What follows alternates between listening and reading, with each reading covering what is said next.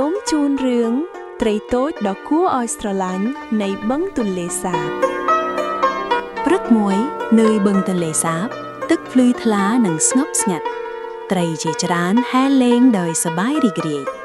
ត្រាជាត្រីតូចមើលទៅតូចជាងគេប៉ុន្តែបេះដូងពោរពេញដោយសុបិន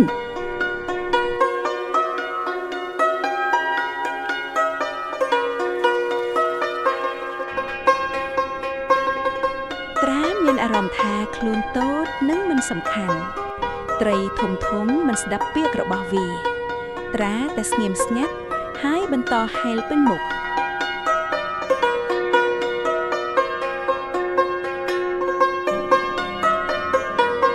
ត្រាមានអារម្មណ៍ថាខ្លួនតូចនិងមិនសំខាន់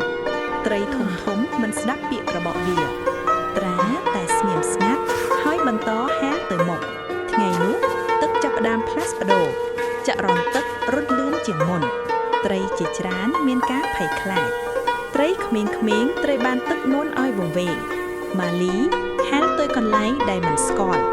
ពួកវាភ័យនិងស្រែករកជំនួយត្រីធំព្យាយាមជួយប៉ុន្តែមិនអាចឆ្លងកាត់ផ្លូវតូចបានពួកវាសោកស្ដាយនិងអស់សង្ឃឹមត្រាមិនភ័យទេវាចូលទៅផ្លូវតូចដែលគ្មានអ្នកណាអាចទៅបានបេះដូងវាពោរពេញដោយភាពក្លាហានត្រារកឃើញត្រីក្មេងម៉ាលីញញឹមដោយសេចក្តីសុខពួកវាមានសង្ឃឹមឡើងវិញត្រានាំពួកវាត្រឡប់ទៅផ្ទះវាហែលយ៉ាងប្រុងប្រយ័ត្នត្រីក្មេងតាមពីក្រោយដោយទុកចិត្តត្រីទាំងអស់សប្បាយរីករាយពួកវាសរសើរត្រា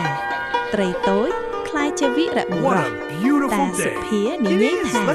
កុំមើលងាយអ្នកតូចត្រារៀនថា